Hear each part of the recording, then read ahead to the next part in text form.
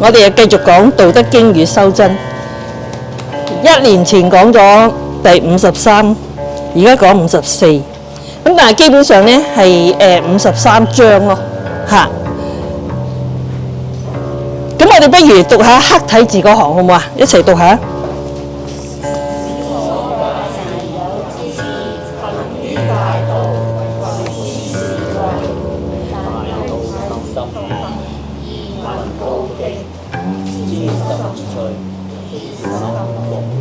親甚虛，服文采，大利劍，厭飲食，貨財有餘，是為道誇，非道也哉。咁咧有啲書咧係寫貨財有餘，呢度寫咗財貨有餘，都係一樣嘅。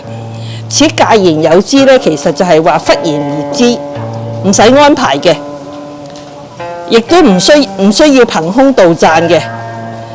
喺紅紅蒙蒙之間，即係喺最初嘅時候，大地初開一氣咧，係先天嘅原始早氣，即係原本我哋已經有嘅啦。類似咧，好似孟子話見到一個小朋友跌咗落井，我哋個個都有一個叫做惻隱啊、率剔惻隱嘅念頭嘅，即係好自然嘅。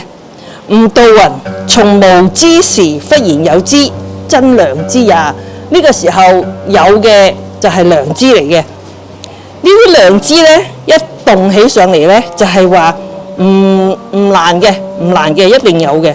但係如果呢個良知希望持續永久或者係耐啲嘅咧，就唔容易啦。當其動時，眼前即是。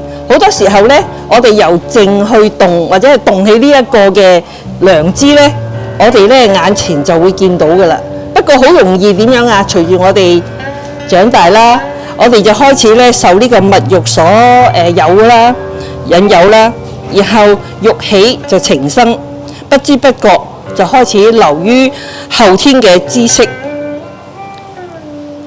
咁呢個時候咧，我哋需要去控制下佢。去施行下，即係施行嘅意思就係控制下佢。所以可畏也為，但係咧，我哋可以透過我哋嘅智慧，因為眼有珠，胸有慧劍，亦都係能夠識破呢個妖魔，斬斷呢個情絲。好似我哋採藥一路由採藥去到還丹嘅過程，都係由良知發為良能。即係其實我哋由我哋本身有嘅條件，然後變成由天生嘅本能，然後慢慢一路係坦平，並無奇怪嘅。即係呢個我哋就算煉丹咧，呢個都好自然嘅事。例如好似君子之道，做端夫婦，即係其實所有嘅嘢就好似我哋由夫妻關係嘅開始咁樣，好自然嘅。聖人之道，不外陰陽。如果我哋能夠順天而動，率性而行，成己為仁，成物為智，合內外而一致，即係由我哋自己做起，同外界合而為一。所以我哋要時時加以留意，當某啲情況唔恰當嘅時候，我哋就會小心啲。其實唔需要畏懼嘅，自然而然就得啦。因為大道甚夷而民好徑，其實大道係好寬闊、好康莊嘅，亦都不過好多時候我哋有啲人急功近利，想快啲搞掂或者快啲做到，亦都聽咗或者聽唔信人言啦，然後本來一條好寬闊嘅大道變成咧旁係小徑啦，咁自己以為得道，而反為其實咧阻誤咗自己都唔知。咁其實我哋嘅經文或者係我哋咧嘅祖師成日都講，我哋其實呢個道係好容易行嘅，亦都係有好多先人咧教咗我哋點行嘅。不過我哋好多人到而家可能你覺得都好似未得到咁樣。點解呢？就因為我哋好多時候尋咗一啲枝枝節節，而令到有啲人呢可能終身不悟。呢度下邊講朝甚垂，田甚蕪，倉甚虛。其實如果係講呢，就係話朝廷裏邊以前講嘅，朝廷裏邊其實一路呢喺運行嘅過程裏邊呢，係有法度綱紀可依嘅。咁其實都係想利民為民嘅工具。但係問題就係話，當一個朝政嘅腐敗或者係去到某啲情況嘅時候呢，就開始呢中意新進嘅嘢，而棄舊神，或者係好一啲新嘅立一啲新嘅政，然後呢就變咗係嗰個朝政腐敗咗，咁而搞到呢田地呢都荒蕪，倉呢都空虛。咁喺呢度呢，其實我哋引去翻我哋自己本身嘅身體嚟講呢，朝就講翻我哋嘅身啦。我哋身呢成日呢，本來好自然啊嘛，我哋話大道好自然啊嘛，好自然就得到噶啦。但係問題我哋成日想修飾，等佢更加好啦，想佢好啲啦咁樣。咁呢，但係呢，當我哋有啲接近去覆滅嘅時候呢，我哋呢其實好多時候呢就會生一啲邪念出嚟，或者係影響到我哋修煉嘅過程。咁所以我哋必須閒邪全成，防止一啲邪念嘅滋生，嚟保存一個誠實嘅心。而後人呢就先至可以呢得到一個叫做靜態啲嘅情況。咁因為呢，我哋呢其實點解我哋好多時候慢慢隨住我哋嗰個年歲嘅增長，咁我哋嘅靈光係咪好似越嚟越暗啊？本來細路仔你見佢哇，隻眼睛好有彩嘅，佢個面容呢又好紅卜卜嘅，但係到我哋可能呢個年紀嘅時候呢，冇咗啦。咁其實呢，我哋如果能夠係令到我哋呢成日能夠靈光煥發嘅時候呢，我哋嘅心其實只需要做一樣嘢，係點啊？唔好諗咁多嘢，閒置多啲，即係唔係閒置嘅意思，空落嚟，空個心落嚟，咁呢，令到我哋嘅精神能夠團結起上嚟，然後我哋嘅倉諗呢先至唔會空虛。好多時候我哋講求外表嘅華麗，譬如呢度講服文采，服文采嘅意思就係話要着一啲靚嘅衫，或者係講究一啲飲食。咁但係呢，我哋如果係修道或者係修練嘅過程裏邊，呢啲外表嘅嘢，你會唔會去追求啊？哎呀，呢道氣好似好啲喎，咁樣係咪好啲呢？或者係咁樣嘅打坐方法，或者係咁樣嘅運動方法，係咪可以好啲呢？其實我哋有啲會去追求一啲特別啲嘅道法。咁但係其實如果大家修道都知啦，大道至簡係咪啊？越簡單越好，咁我哋唔需要着太靚嘅衫，唔需要用太好嘅劍，亦都唔需要所謂劍呢，帶利劍呢。以前呢嗰啲將軍啊，或者係嗰啲佩戴一啲唔同嘅腰帶嚟論嗰個官階啊，然後呢即係話表示你去追求呢個名利啊、地位啊咁樣。厭飲食，財貨有餘。咁呢其實我哋應該知道，我哋呢要用呢個智慧呢，去令到我哋三寶克全。咩叫三寶啊？精氣神。三寶能夠保存得比較好嘅時候呢，我哋嘅身體裏邊嘅氣，我哋所謂嘅貨同埋財呢，係唔會冇嘅，係源源不斷嘅。如果我哋即係根據翻用自然嘅方法去修煉嘅時候呢，係唔會衰竭嘅。下邊講是為道誇，非道也哉。咁嗰個誇嘅意思，嗰個道誇咧就係話，係咪咁樣就能夠度到天地嘅靈陽之氣嚟傳呢個丹呢？咁其實我哋咧好多時候而家嘅人啊，唔會偏向翻中庸。咩叫中庸咧？中庸其實就係不偏不倚嘛。其實中國嘅中字就係要不偏不倚，做到呢個中嘅位。我哋咧就唔會走歪路，不過好多時候我哋呢度而家咧就開始不由中庸而入趨邪徑，於是搞到一身嘅陳舊，除嚟除去都除唔掂。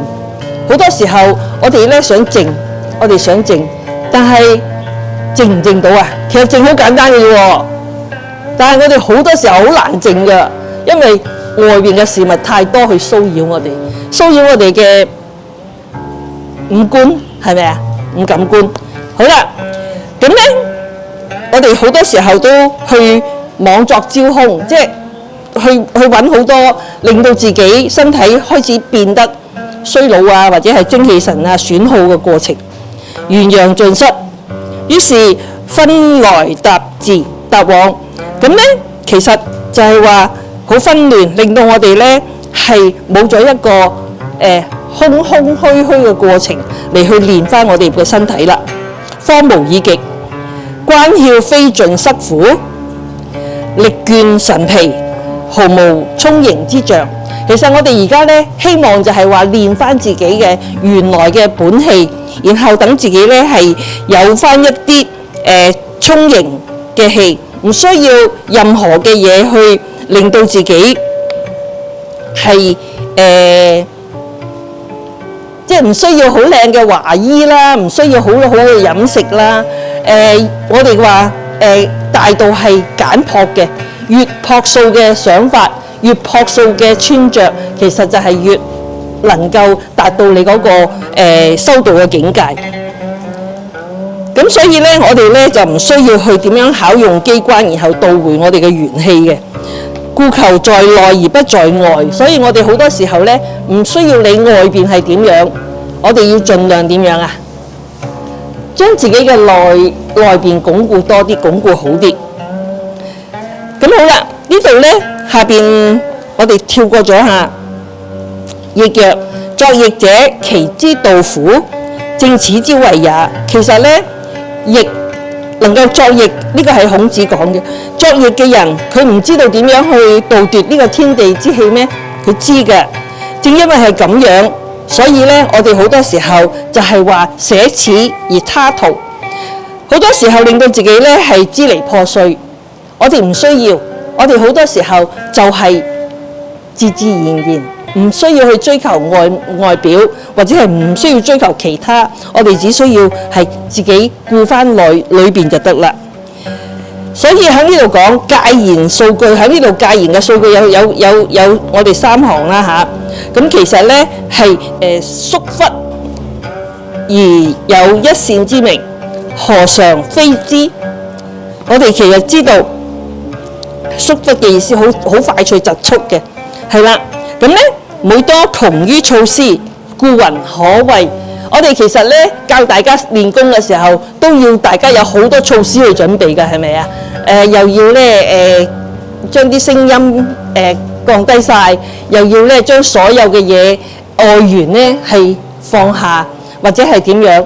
其實唔使㗎，好多時候咧，如果我哋修練到一定嘅程度嘅時候咧，隨時就可以靜落嚟。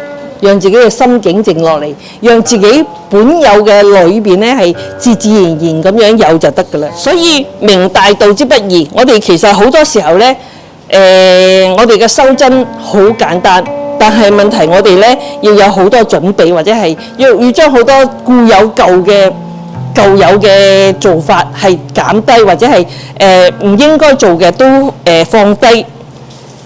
咁其實咧，我哋下一節嘅意思就係咧，我哋有第54章，其實就係要探本求源。咁今日咧喺經文裏邊咧，護法天尊咧就講咗下一章嗰個內容俾大家知嘅。修之於身，其德乃真；修之於家，其德乃餘。呢個咧就係下一章會講到嘅嚇。咁其實我哋咧要修練嘅時候咧，我哋係唔需要特別去做太多外表嘅嘢，亦都唔使去做太多講求外表華麗嘅嘢。咁所以我哋咧要去不需要粉飾，不求虛名，而咧我哋能夠做到咧係亦都唔需要炫耀。道誇嘅意思係唔需要炫耀，係啦。咁咧，所以我呢度下邊就總結翻我哋呢一段嘅內容咧，就係話其實我哋古來凡有道嘅人咧，佢係能夠做到肌膚潤澤、毛髮晶瑩等等效用嘅。咁我哋咧，所以凡係人共有嘅咧，我哋其實知道唔好去追求一啲唔實際嘅嘢，而應該追求翻咧，我哋自然而然嘅，或者係自己好似頭先第一段所講嘅，我哋自己本有嘅良知良能嚇，本有嘅自然嘅身體裏邊或者係思想裏邊有嘅嘢就夠啦。咁所以我哋而家呢一段講點樣道德經嘅內容，我哋講去呢一個嘅修真呢方面咧，其實好似好難，係咪啊？你睇覺得啲文字好難，其實歸納一句，有冇人幫我歸納到一句出嚟？嚇，大道至簡，叻啊，係啊，大道至簡，係啊，好簡單嘅咋，我哋盡量自然咁樣去靜，將自己帶入一個靜嘅境界嚇，配合呢個我哋壇主好多時候都配合呢個時間嘅改變，譬如而家春天可以點做啊？可以點做啊？春天天氣暖咗啦，大地回春啦，可以點做啊？採氣冇錯，就係卯時嗰個卯時宮係咪啊？採氣嘅多啲係採外邊嘅氣，令到自己咧係原本話唔夠嘅氣，或者係喪失咗嘅氣，係補翻多啲入去。所以卯時宮或者係朝頭早可以做到嘅，盡量做多啲，自然而然咁去做，就係一個道嚟噶啦嚇。咁好啦，我今日介紹到呢度，多謝大家。